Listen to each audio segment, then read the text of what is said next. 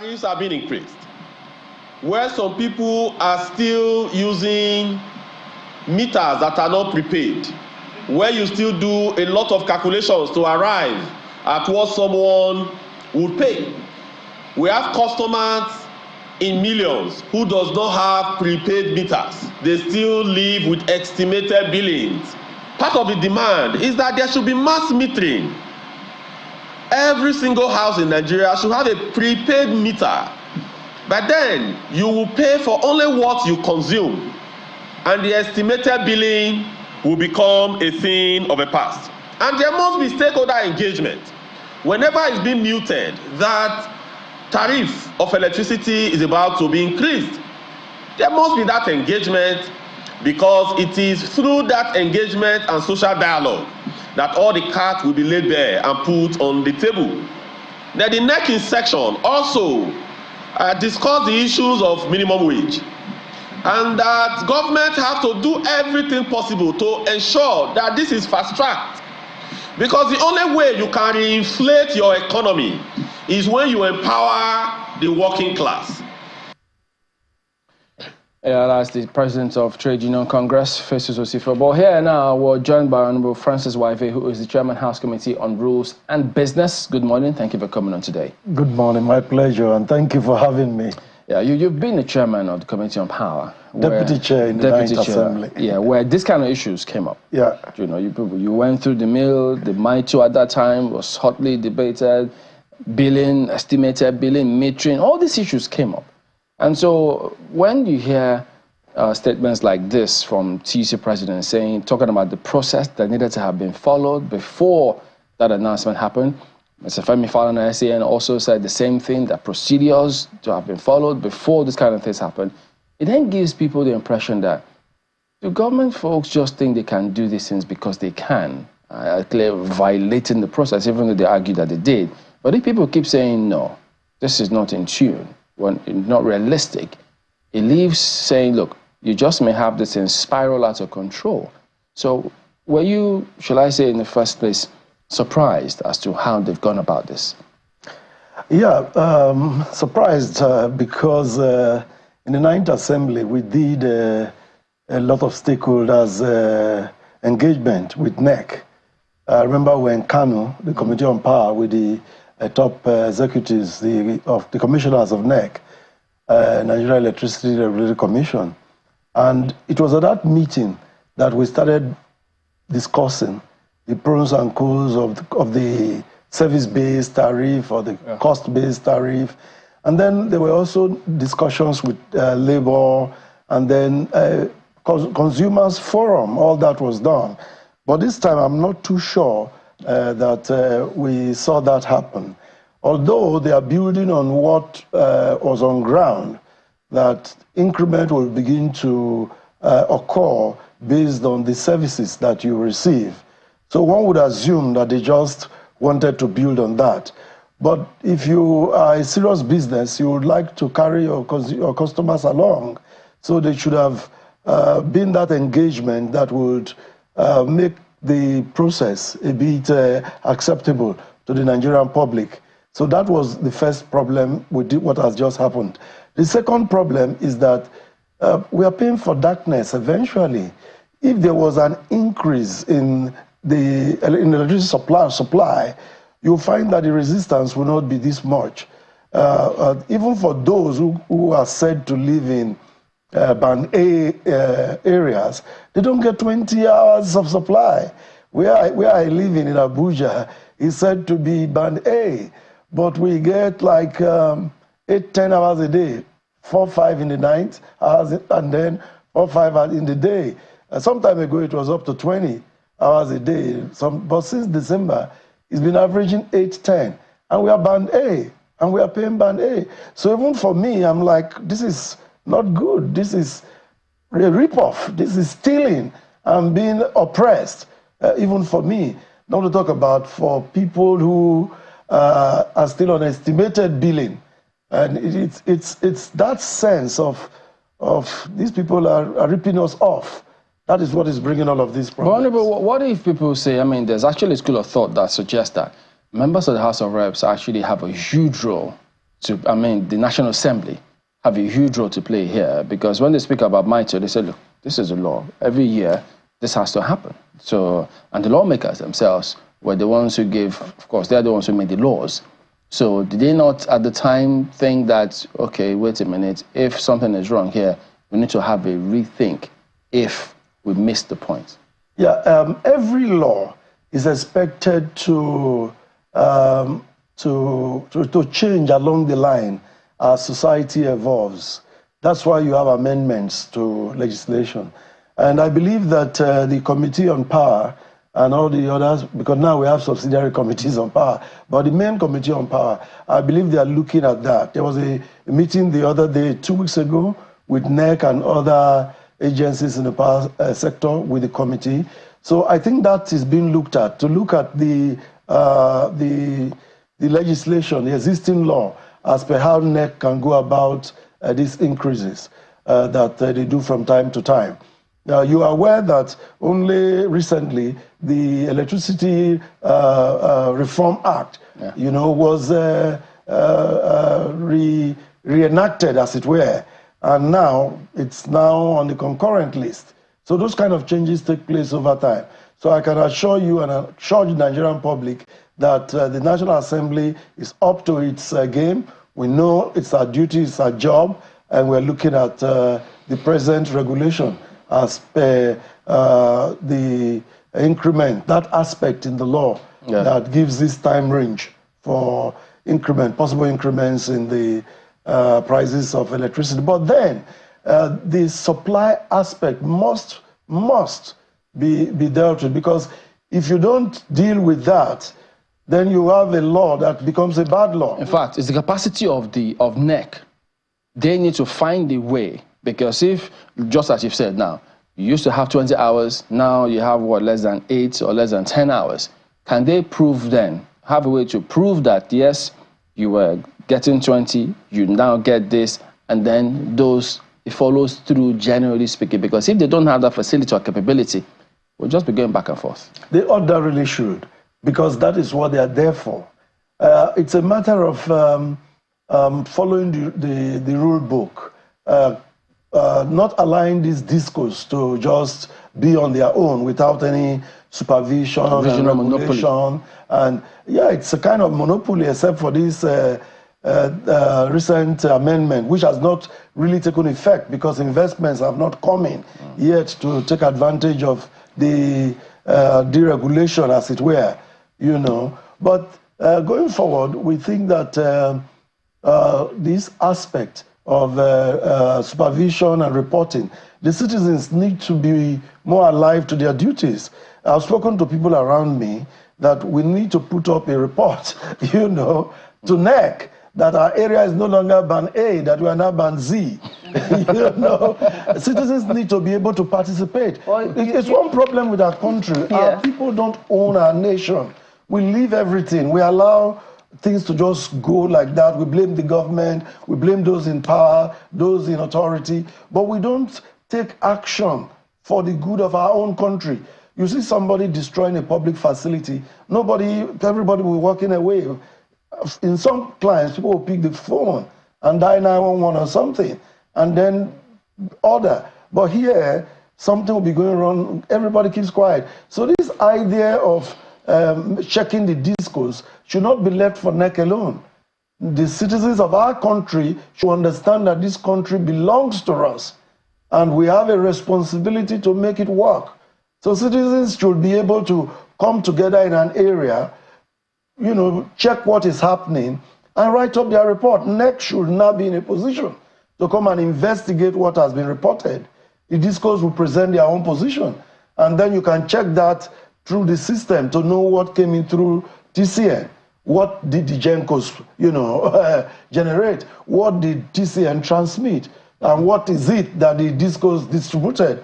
So you look at all that and compare with the complaint from the citizens. But here, what we find is that everybody's laissez-faire, everybody's just on their own and just crying and saying government, government, government. We need to change that approach. Yeah, well, indeed, and I think that sort of mentality, that attitude, starts from the very foundation, where something happens and I know I grew up in a community where if you did something wrong, other parents could correct you. That's right. And other parents also sometimes had a duty to report to your own parents, what you had done, your misdemeanor.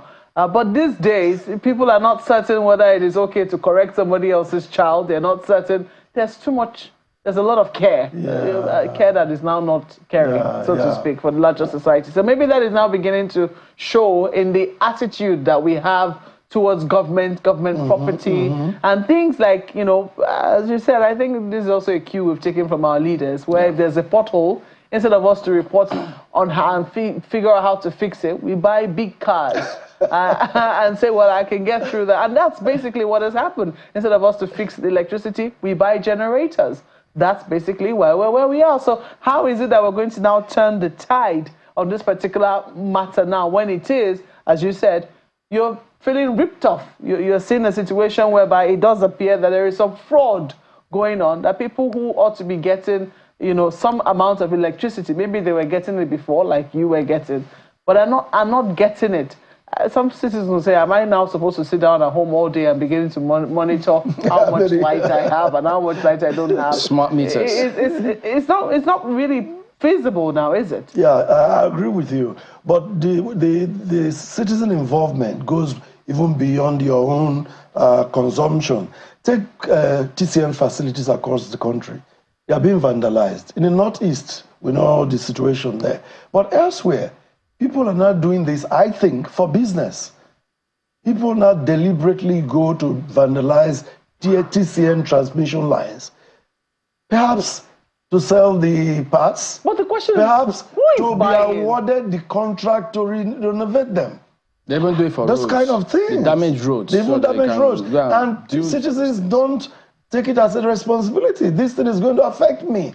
This thing is going to affect all of us. Let's call the police. Let's call the electricity company. We don't do that. You just walk past. Honorable, I'm afraid that the trend or the tone of this conversation is changing from electricity, which is citizen participation. Yes, in citizen participation in government, because we see how it is affecting everything. Yeah. We see how a lack of participation has an effect on almost every other aspect which we complain about. But let me try and turn it back to electricity, which is the complaint we're looking at now. And I'm wondering whether you support the idea behind it, because even some people think that this billing is discriminatory. They think that, for some people to be getting as much as 20 hours, while some people on a particular band, in the name that they are in a band, will only get 4 hours. They think that is certainly not right. But even at that, do you think that 225 naira per kilowatt hour, looking at what the other people are paying, because band B is really close, and they're supposed to be getting like 16 hours, 16 to 19 hours, they're going to be paying maybe 65 to 75 naira, and then somebody else just right on top, a few hours more, 225 naira? So band B is better than band A then. But that's what it is. So do you really think that the idea has really been thought through? Yeah, the idea I think is good. It's the implementation that is the problem. In Kano, when we met during the ninth assembly with NEC, we did analyze this thing properly. It's not a situation where if you're in band C today, you'll be in band C forever. We're looking at a situation where the discos will discover that the more power they supply, the more money they will make. Because we had a situation, and I think that's the situation today, where discos were rejecting power. I mean, what the Gencos produce, a disco would refuse to take. Whereas we had this agreement, and I think it still subsists, where it's buy, take or pay. So if the Genco produces X amount of power and it's not taken, power is not an asset that you can stock and keep, and tomorrow it's a wasting asset. So once they've generated that, you pay them for that. Now the discos now refuse to take this power. Maybe for whatever reason, maybe because they've not invested in their infrastructure, maybe because they have not developed means of collecting the revenues and all that. So, but we thought that if people on a certain band are actually paying, it could encourage the discos to take more power that is sent to them and then make them to be able to say, okay, these are paying, let me supply them. Then the B people, let me give them more, whether I could move them to A and C to B, D to C, until we all get to the promised land. That was the thinking. But in its implementation, the A is now where everything is directed to, and there's no care for the others. So to that extent, it becomes discriminatory. But that was not the original thought. You know, when you see a piece of legislation, you want to think about the spirit behind it. What were the legislators thinking about, the lawmakers? What were they thinking about? And that's the thought. But in implementation, we now see these problems. I think to solve this, we first have to deal with the problems at the disco level. And these distribution companies, call it Abuja Electricity Distribution, Port Harcourt Distribution, Ibadan, Benin, whatever. You know, all of these companies, until we have proper people in place who have the technical expertise, who have the financial well-being to be able to manage, and the technical expertise too, to run these discos, we're going to be in a problem. So that's where our problem is. Government needs to go the final hog. Many of these discos that have been taken over by banks, those ones that are currently taken over by the federal government, the time has come for them to be put on sale. And with this laissez-faire, I would say, the market force is going to determine the price. The purchase of the discos should now become attractive to foreign investors, such that people with capacity will be able to buy them. Otherwise, you find many of these discos, since this deregulation, they've not bought one new transformer. All these years, still depending on what they got from, is it ECN or NEPA or PHCN? Anything the banks touch, they will always declare huge profits. Whether it's during COVID or not, they will have profits. Ayo, go ahead. Thank you, Jimberlin. Well, one of the comments that Honorable Waive made led me to begin to ask myself whether or not we're not over-centralizing, or rather, consistently and continually over-centralizing this issue of electricity supply to the country, when we have an existing law or adjustment in our laws that permits the states to generate their own electricity.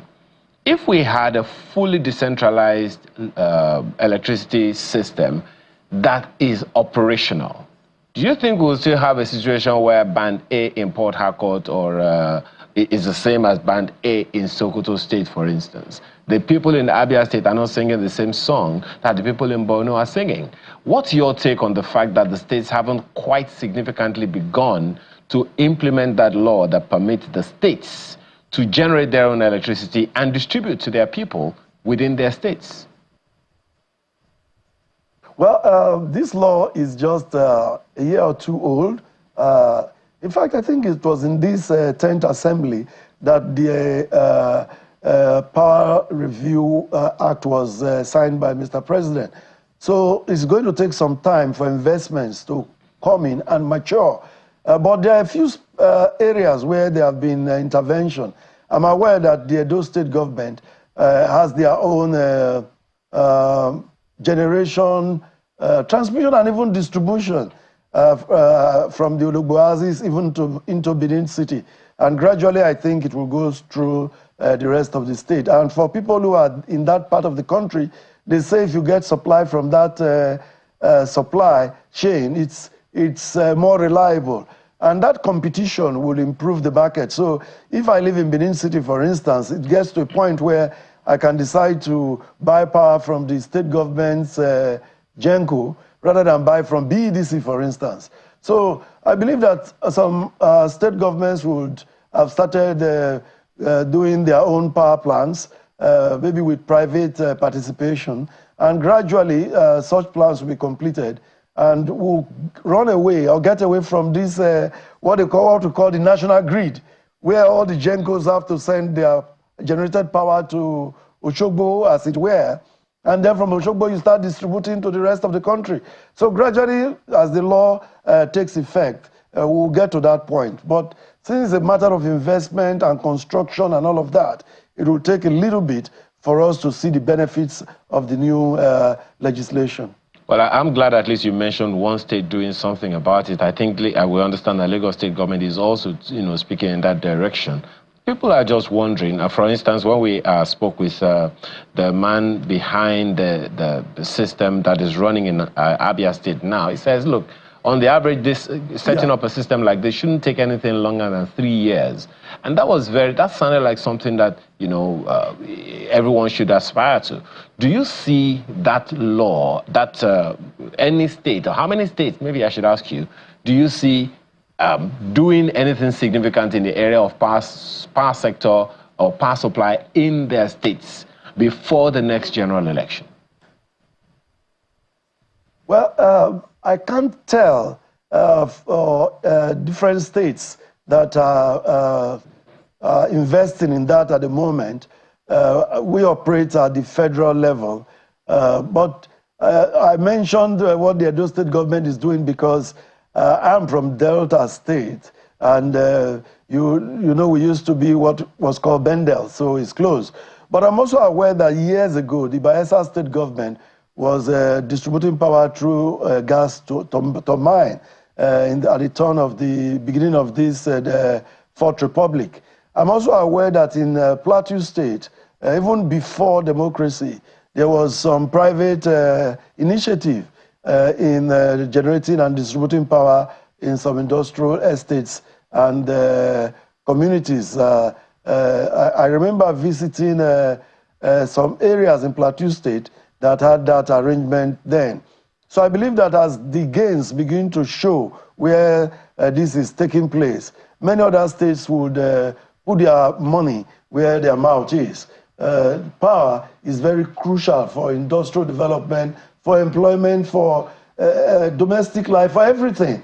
And once the difference begins to show, like you mentioned in Abia State, and then you talk about something starting in Lagos, I think at the worst, we'll begin to have copycats, and other states will follow suit, and our country will be better off for it. I hope that they don't abuse the spirit, the way you did the law, and then another spirit's interpretation came through. So let them do it right this time. That's just what I think it will be better, because at that time we are not talking of a micro situation. So I think whenever it's micro or even private, it's usually better. To have a national grid in itself was a problem. For electricity to be on the exclusive list for the federal government was a problem on its own. What about transmission? Okay, well, maybe if they adopt the Professor Batanaji approach, which bypasses all of that and supplies directly to the homes, I think it might be an answer. Yeah, if you look at the Edo model I'm talking about now, their generation plant is somewhere in Ologbo, so they are generating. Okay. Then they transmit all the way to Benin, and then in Benin they distribute. So you find they now have the three parts of the value chain in one business concern, as it were. And that's what the new law permits. So as different from the previous. So whatever works, as long as they get it up and running, because if they don't, if a country doesn't have power supply, I don't know what kind of policies. Yeah, this is a huge challenge. My take really is the distribution angle. I worry because in our tenure in the 9th Assembly, before this 10th Assembly that I'm also in, there was this CMS loan, $600 million thereabout. There need to be public disclosure about what that money has been spent on. Because they try to convince us that distribution will get the bulk of the funds. But running this kind of thing should not be a secret court. Public hearing. No, it's not just public hearing, because I mean, the National Assembly should ask questions. This is more than public hearing, because in the 9th Assembly, our committee, when we read of this in the papers, how can you do that without... It's within your power to summon them and ask questions. We did. And the minister said himself did not know that it was the late Abakari that went to Germany to do all those negotiations and signing. And we kept, Suswan was chairman in the Senate at that time. Alhaji Magaji was chairman in the House. And I was deputy in the House. We wrote and we called this thing into question. Even when they were setting up a federal government company that was going to manage certain things, we were like, You don't set up such a company without an act of parliament, because how are we going to do appropriation? Appropriation to a ghost? That company must be established by law before we can appropriate anything to it. So there now needs to be this public disclosure. $600 million. Let us know what Ikeja Electricity got from it, what Eco Electricity got, what Ibadan Electricity got, Abuja Electricity, Enugu. Let's know what each got. Yeah. And the specific hardware and the improvement that this has brought to economy, to power supply. Otherwise, it will be a second Siemens disaster. You recall that we already had one Siemens problem before. So that's why we were worried when we had Siemens the second time. We're like, oh, Siemens again? There'll be more questions. So definitely, because, I mean, these things are public funds and they have to be accounted for. Publicly too. Yeah, so we do thank you for coming on. Honorable Francis Waive is the Chairman, House Committee on Rules and Business. Well, that is the show today. We do thank you all for watching. We'll see you tomorrow. I'm Chamberlain, so goodbye. Well, tomorrow is Friday, if it cheers you up. But you have to work Thursday first. Thank you for watching. I'm Maukwe Ogun Yusuf. And I'm Ayo Makide. Do have a wonderful and productive day.